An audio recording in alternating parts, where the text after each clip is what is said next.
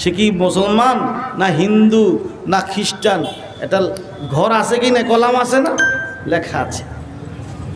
এই যে হিন্দু ধর্ম বলেন, হিন্দু জাতি, মুসলিম জাতি, বৌদ্ধ জাতি, এই জাতিগুলা সৃষ্টি কিভাবে হইল? ধর্মের ভিত্তিতেই হয়েছে। হিন্দুরা হিন্দু ধর্ম মানে বিদায় তারা হিন্দু জাতি। খ্রিস্টানরা খ্রিস্টান ধর্ম মানে বিদায় তারা খ্রিস্টান জাতি। ইহুদিরা ইহুদি ধর্ম মানে বিদায় ইহুদি জাতি।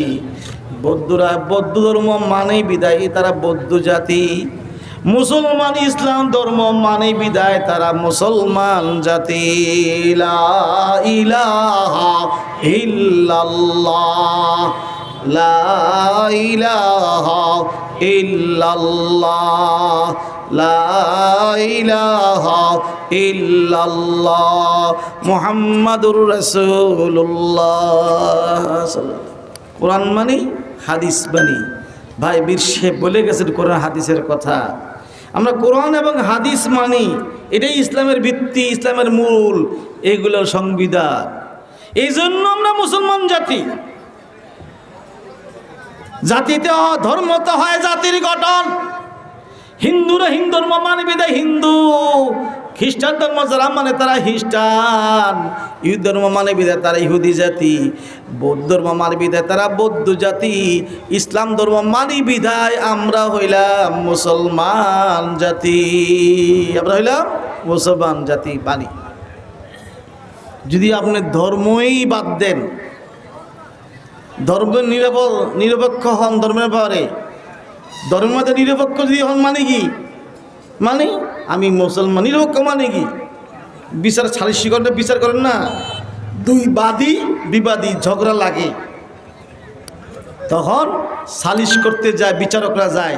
আমরা নিরপেক্ষ, আমরা এই পক্ষ নাই, এই পক্ষ নাই, কথা ঠিক না? আমরা কোনো পক্ষে নাই, আমরা মধ্যে আছি।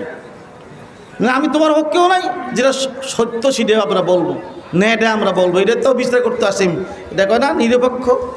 তা আপনি ধর্মে বলে নিরপেক্ষ মানে কি?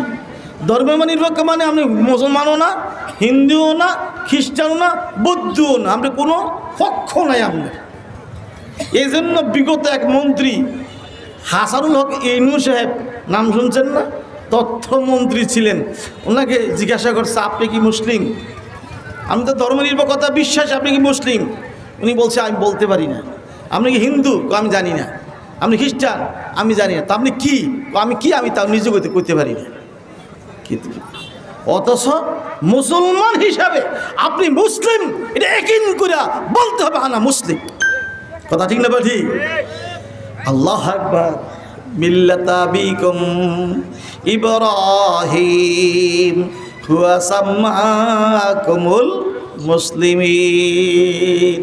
ইন্না সালাতি ওয়া নুসুকি ওয়া মাহইয়ায়া ওয়া মামাতি লিল্লাহি রাব্বিল আলামিন।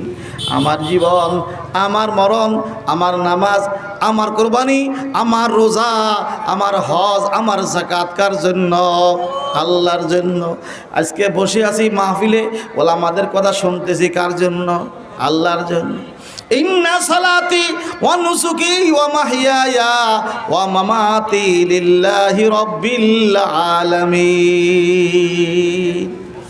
ইন্নী ওয়াজ্জাহতু ওয়াজহিয়া লিল্লাযী ফাতারাস সামাওয়াতি ওয়াল আরদা হানিফা ওয়া আনা মিনাল মুসলিমিন।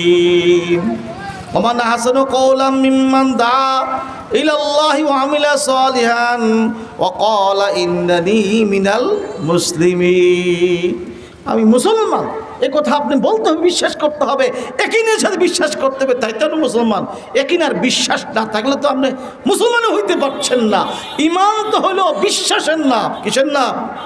ঈমান কিসের নাম? বিশ্বাস। বিশ্বাসের নাম ঈমান। ও বাবারা, ও ভাইয়েরা, আমাদেরকে আপনারা উল্টা বুঝিয়েন না, উল্টা বুঝিয়েন না। ধর্ম মানতে হবে। ধর্ম বাদ দিলে কোনো জাতিসত্তাই থাকে না, কোনো জাতি পরিচয় থাকে না। হিন্দু মুসলিম বৌদ্ধ খ্রিস্টান কোনো জাতিই থাকবে না যদি কি মানা হয়, ধর্ম না মানা হয়। এই জন্য আমরা আগেও বলে আসছি, এন দ্ব্যর্থহীন ভাষায় বলতে চাই, এই ধর্মনিরপেক্ষতাবাদ ইসলামের সাথে সাংঘর্ষিক, বোঝার চেষ্টা করবেন। আল্লাহু আকবার। আল্লাহ পাক রাব্বুল আলামিন কবরে গেল তো সওয়াল করবে ফেরেশতার মাধ্যমে, মান রাব্বুকা, তোমার রব কে ছিল, ওমা দীনুকা, তোমার ধর্ম কি বলো। ধর্ম বলবে কি বলবে না? ধর্ম। দুনিয়া ধর্ম পালন করে থাকলে কবরে সওয়াল জবাবটা আসবে না, এই জবাবও আসবে। ওমান হাজারা যুল বুইসা ফিকুম, আল্লাহু আকবার। কবরে আযাব শেষ, সওয়াল শেষ, কবরে শেষ না। কবরের পরে আমাদের আসতেছে কি? হাসরের মান। থাকতে হবে 50,000 বছর। জিন্দিগির হিসাব হবে, জিন্দিগির হিসাব হবে, যৌবনকালের হিসাব হবে, মাল কামাইয়ের হিসাব হবে, মাল ব্যয়ের হিসাব হবে, আমলের হিসাব হবে। আমল করতে গিয়ে ইন্নাউল মা ইউহাসাবুল আবদু ইয়াউমাল কিয়ামা, কিয়া নামাজের হিসাব আগে হবে। আমি অতি সংক্ষেপেই সাগর পাড়ি দিবার চেষ্টা করে যাচ্ছি। দীর্ঘ সময় বসে আছেন, আরও বক্তারা বলবেন, আমিও অল্প কিছু কথা বলে আমি শেষ করে যাচ্ছি। দীর্ঘ সাগর পাড়ি দিচ্ছি, তবে কথাগুলো ধারণাগুলো নিয়ে যান। হাসরের মার শেষ পর্যায়ে এসে মিজানের পাল্লা কায়েম করা হবে, নেকি বদির পাল্লা কায়েম করা হবে।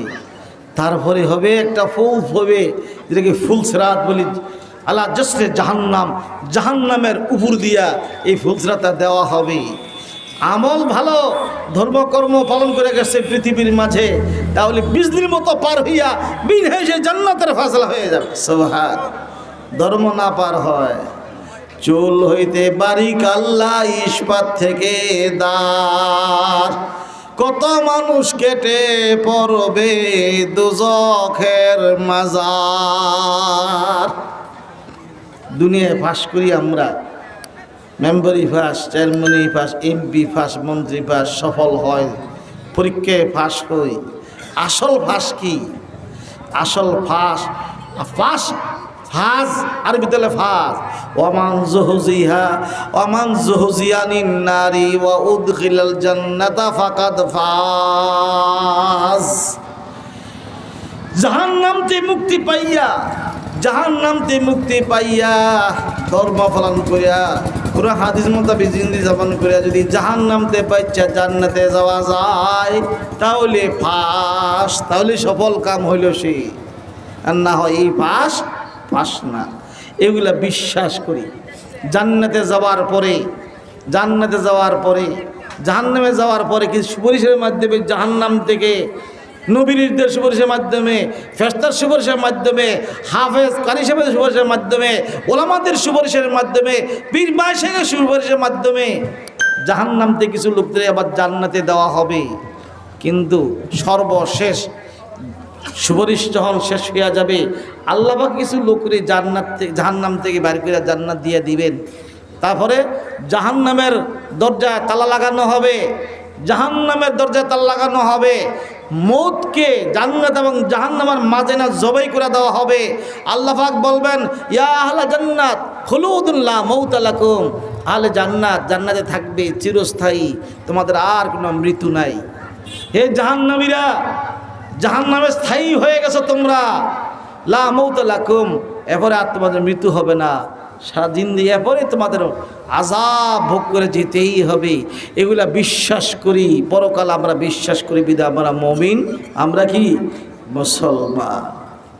মুমিন মুসলমান যখন আমরা বিশ্বাসী, অবশ্যই আমাদের ইসলামের ধর্মকর্ম মানতে হবে। আসতেছে মাহে রমজান, রমজানের রোজা ফরজ, 5 ওয়াক্ত নামাজ যেমন ফরজ, যাকাত ফরজ, রোজাও ফরজ। ইনশাল্লাহ রমজান রোজা অবশ্যই রাখবো। আল্লাহ পাক রব্বুল আলামিন আমাদেরকে ধর্মকর্ম মাহে রমজান রোজা করে রাখার তৌফিক দান ফরমান। মহিলাদের রাসূল করিম সাল্লাল্লাহু আলাইহি একটা সুন্দর সার্টিফিকেট দিয়ে গেছেন, মহিলারা যদি 4টা কাজ করতে পারে, 5 ওয়াক্ত নামাজ, মাহে রমজানের রোজা, স্বামীর কথা মানা, সতীত্ব রক্ষা করে চলা, এই 4টা কাজ করতে পারে, তো তাদের জন্য বেহেশতের 8টা দরজাই খোলা থাকবে, 8টা দরজাই খোলা থাকবে। হেফাজ ইসলাম বাংলাদেশ আপনারা অনেক আন্দোলন শুনেছেন। তারা কি চায়? তারা চায় প্রত্যেকটা মুমিন মুসলমানের ইমানের হেফাজত হোক, এটাই তারা চায়। তারা কি চায়? প্রত্যেকটা মুমিন, একটা মুমিন মুসলমান যাতে জাহান্নামে না যায়, সবাইকে যাতে কবরের আযাব থেকে বাঁচতে পারে, হাসরের থেকে আযাব থেকে বাঁচতে পারে, জান্নাতে যাইতে পায়, ওই মেহনত করার জন্য রুহানি সংগঠন হইল, অরাজনৈতিক সংগঠন হইল হেফাজত ইসলাম বাংলাদেশ। তার কর্মী কারা, তার সদস্য কারা? তারা মুমিন মুসলমান যারা, তারাই তার সদস্য। শুধু আলেম ওলামা নয়, প্রত্যেক মুমিন মুসলমান হেফাজত ইসলামের সদস্য। আমরা কি চাই? রাষ্ট্রীয় ক্ষমতা দখল চাই না। আমরা চাই প্রত্যেকটা মুমিন মুসলমান ইমানের হেফাজত করুক এবং তারা সবাই জান্নাতি হয়ে যাক, এটা আমরা চাই। এটা রুহানি অরাজনৈতিক এক সংগঠন। এই সংগঠনের অনেকেই ভুল বুঝি। গত প্রিয় সরকার আমাদেরকে বলতে পারে আমরা রাজনৈতিক দল। আবার স্পষ্ট বলে যাচ্ছি, এই হাটাদারি থেকে হেফাজত ইসলাম শুরু হয়েছে, এই হাটাদারির বাসিন্দা আজলি ইসলামের হিসাবে একটু পরে আসবেন। ইনি সাংগঠনিক সম্পাদক ছিলেন, দ্বিতীয়ভাবে ইনি সাংগঠনিক সম্পাদক। এখন মুরব্বীরা, আমার বুড়া মানুষ, আমারও সাংগঠনিক সম্পাদক হিসেবে রাখছেন। আমরা তিনজন, আমরা সাংগঠনিক সাবেক দুইজন, আজকে চলমান একজন, 3 সাংগঠনিক সম্পাদক আমরা আপনাদের কাছে আসছি। আমরা রাজনীতি, কে ভোটে জিতবে, কে ফাঁস হবে, কে দেশ চালাবে, এগুলো নিয়ে আমরা নাই। আমরা আছি কি নিয়ে? প্রত্যেকটা মুমিন মুসলমান যাতে ঈমান হেফাজত করতে পারে সেগুলো নিয়ে। এই জন্য আমরা এখানে আসছি, এই আহ্বান করে গেলাম। শানে রাসূল নবীর গীত গাই, কোরআনের গীত গাই, আখিরাতের এই কথা বলি। এই আমরা হোসেনপুরেও আমরা আসছি, একটা কমিটি ঘোষণা করবো একটু পরেই। কাগজ কোথায়? কাগজ দেন। কোথায় কাগজ? কাগজ কোথায়?